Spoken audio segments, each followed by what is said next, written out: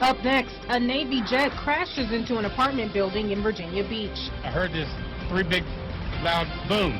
And a new policy in Texas has employees watching what they eat. All that and more coming up on Fox 5 News at 9. Your first local news at 9 starts right now, only on Fox 5 at 9. Thanks for joining us tonight. I'm Emily Scarlett. Floodwaters ripped through homes and cities last year. This winter, Montana's been building up a solid snowpack. Still, experts say this year may be different for a variety of reasons. Fox 5's Charlie Keegan is here with how officials hope to avoid flooding like last year. Emily, one way to avoid last year's record flooding is to control the Missouri River. A series of dams and reservoirs dot the 2,000-mile-long river. Officials with the Army Corps of Engineers say a dry March has allowed them to keep storage space available in those reservoirs. Last year, water pumped through dams like this one at Fort Peck at record rates. This year, the Corps has prepared for the worst. It's hard to guess what's going to happen. Vince Kohler is the emergency manager in Cascade County, one of the many counties which the mighty Mo cuts through.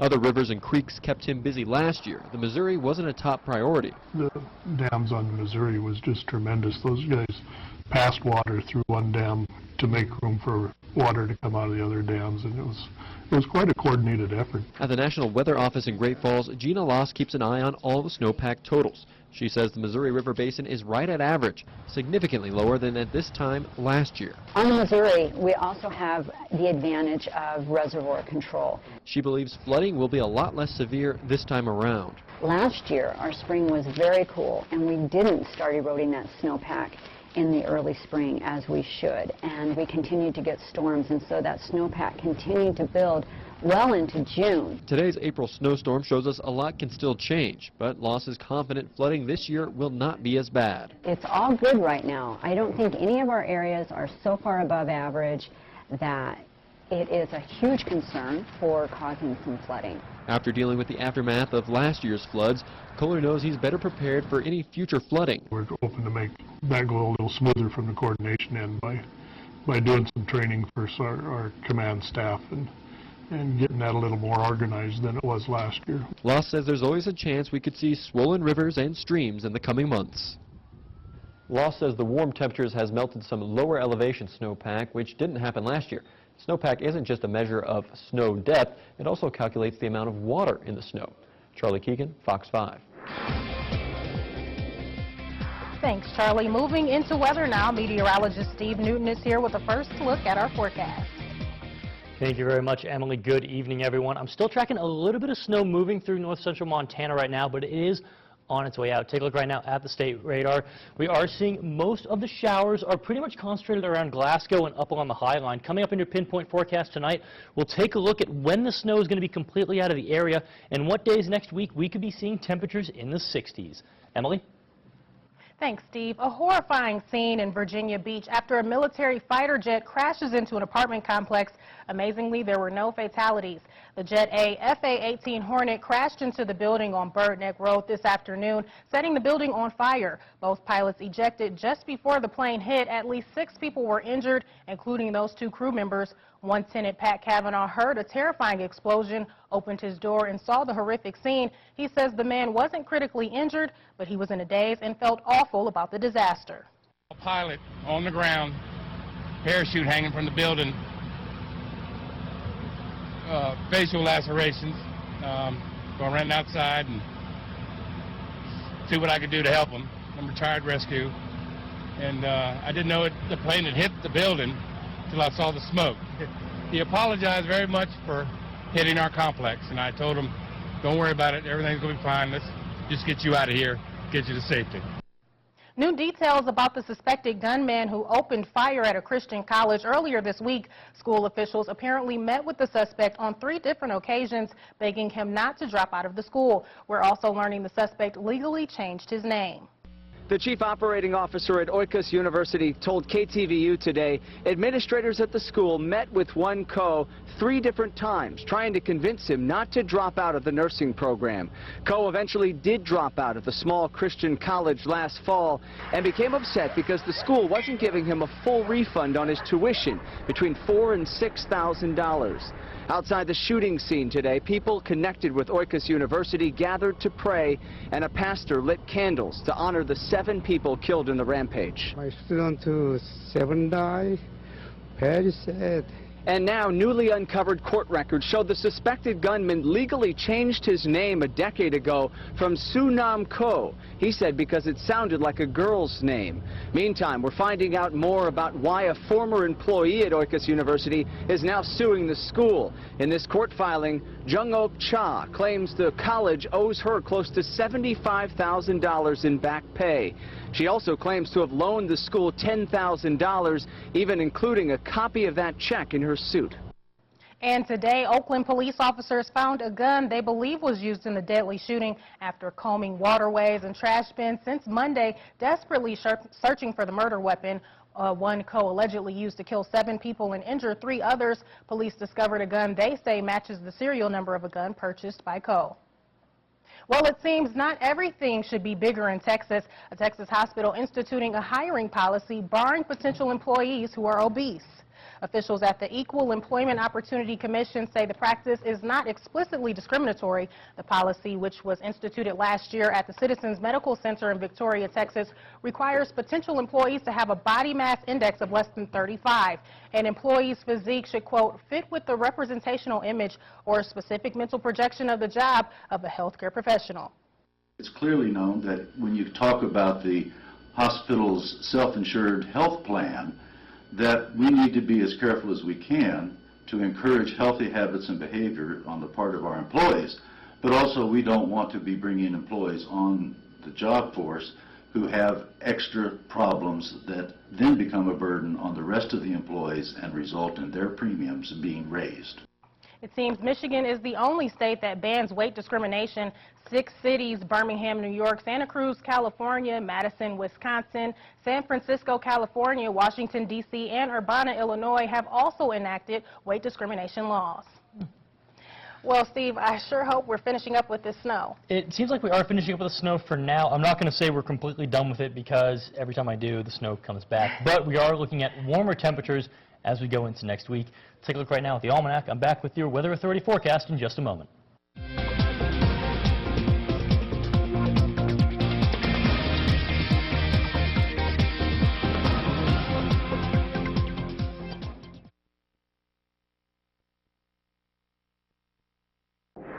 Your Weather Authority forecast continues right now on Fox 5 at 9. Welcome back. Taking a look at our Fox 5 tower cam overlooking the Electric City right now. It's the 9th Street Bridge right there, and you can see a bit of the glow off the 10th Street Bridge. We're not seeing much in the way of snow right now, but that's not a guarantee that we're not going to be seeing it later. Some things I'd like you to keep in mind, things we're going to look at tonight. We do have some winter warnings in play right now. We're going to be clearing as we go throughout the day on Saturday. It's going to start a warming trend that will take us through the middle of next week. The almanac you saw before the break, I wanted to touch on it again. 37 and 39 is where we ended up. About 15 to 20 degrees below normal for this time of year, but as we go into next week, we are going to be seeing temperatures quite a bit above normal.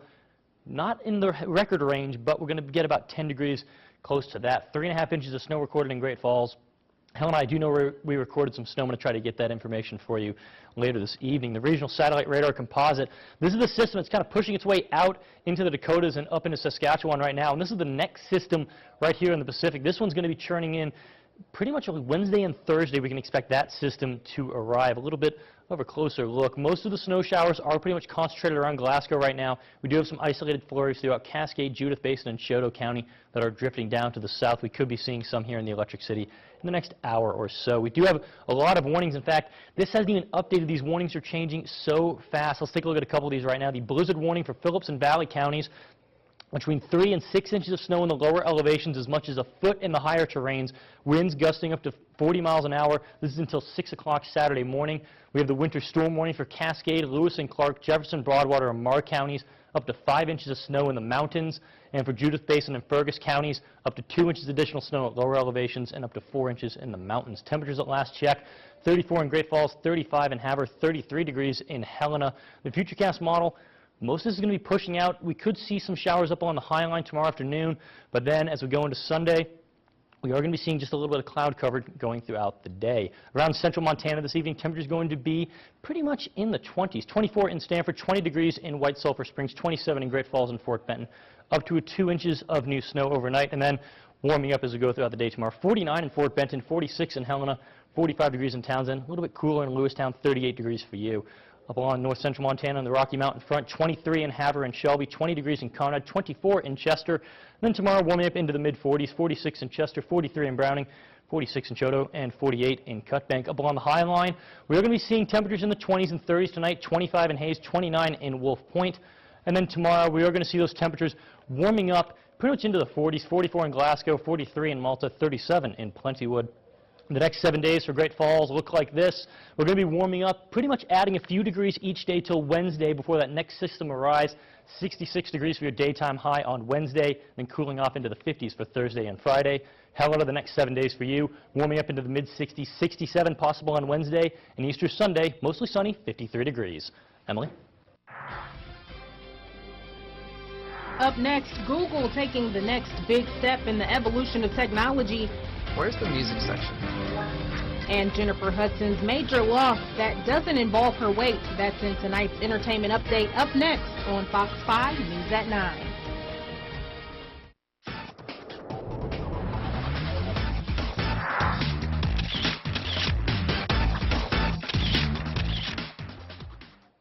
Before Jennifer Hudson's major weight loss, she experienced a more painful one after the murder of 3 family members. That trial now headed to court. Desperate Housewives just episodes away from ending for good, but one housewife not just sitting at home. And let's check on Kim Kardashian in the midst of a painful divorce and rumors of a new man. That's all in tonight's entertainment update.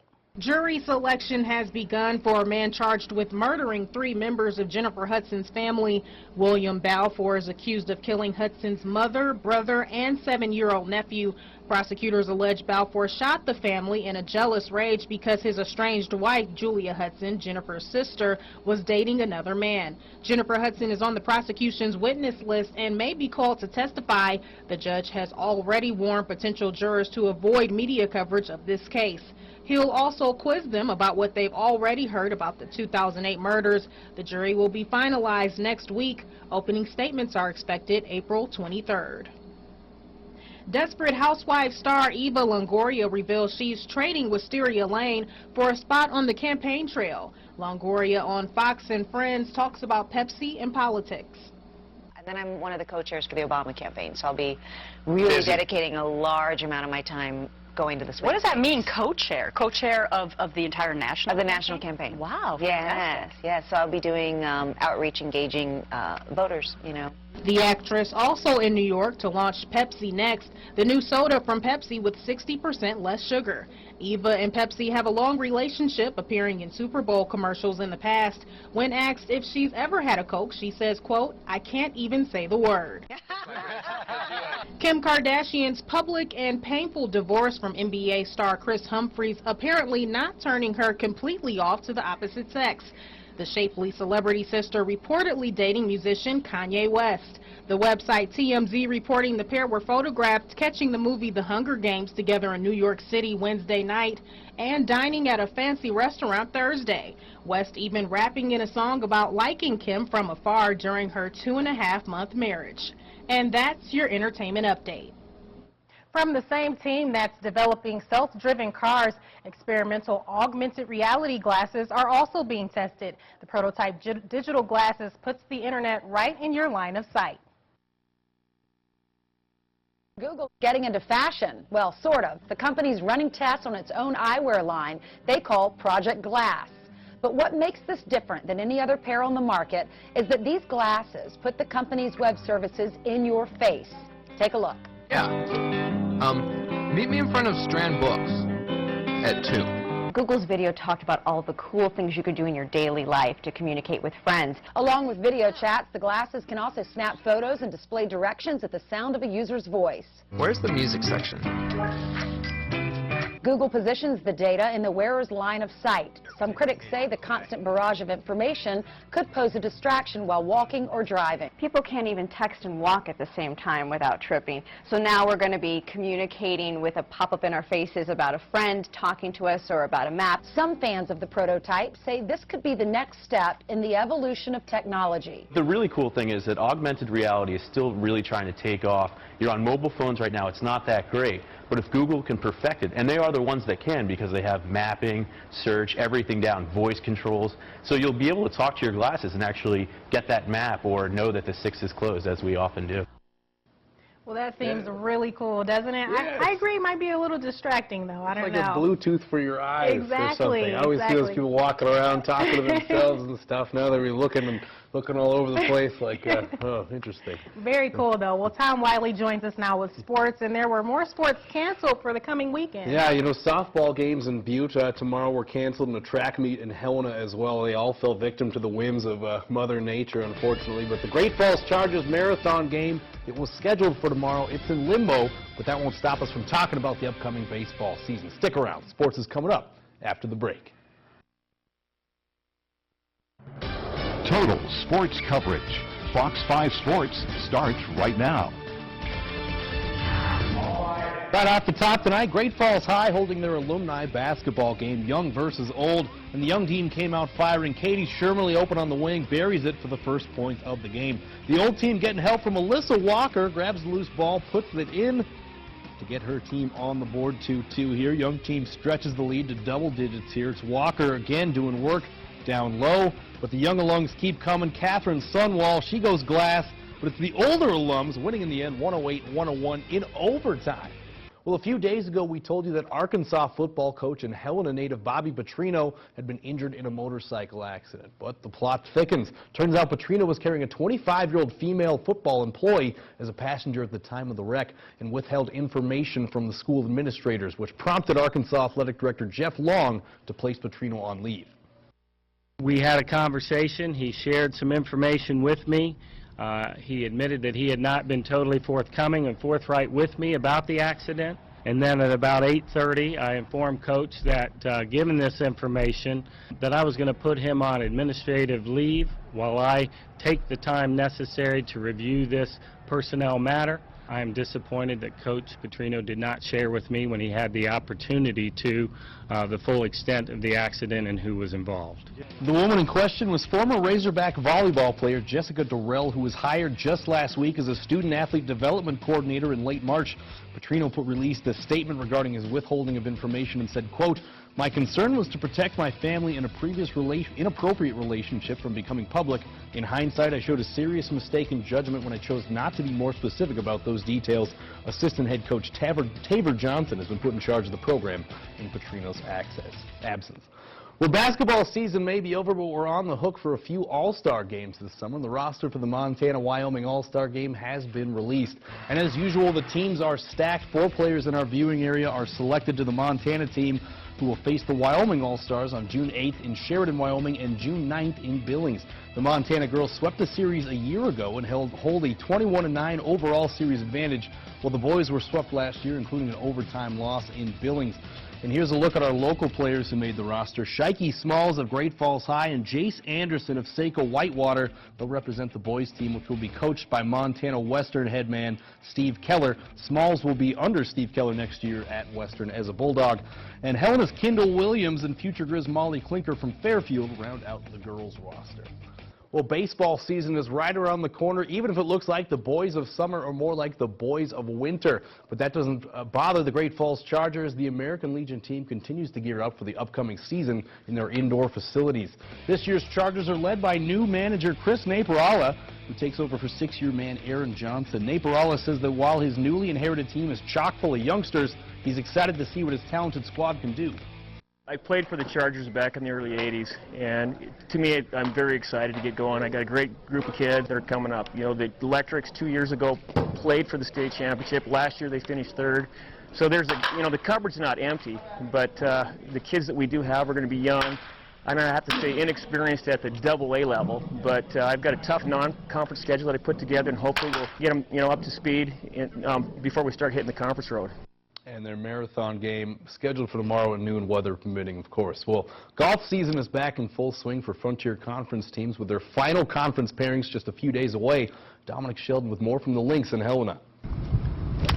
The Carroll men's golf team traveled to San Diego over their spring break in an attempt to enjoy some decent weather and to get reacquainted with the Lynx before their conference season wraps up. Overall, I think it was really good for us to get tournament play under your belt right away and as early as possible. It gives us a jump maybe on some other teams in the conference. We took 12th out of 13 teams, which is not where we wanted to be, but for us it was just more about the practice and, you know, being out in 70-degree weather, you can't complain at all. They play 36 holes, which means plenty of walking and a draining day. Just mentally, keeping focus for that long on the course is something that takes a little while to get back playing tournaments. The mental side's huge. I feel like it's 90% of the game, so I know that's my biggest problem, so working on that. While the women's team is on the rise, the men's team boasts 6 of the Frontier's top 20 golfers. We expect to go to tournaments and really compete. That's something that we have the benefit of this year, is having really good players on our team. So when we go to a tournament, we are expecting to do really well. With the final regular season conference tournament next week, the Saints and other Frontier teams will head to the Lewiston Golf and Country Club in Idaho with hopes of bringing home some hardware.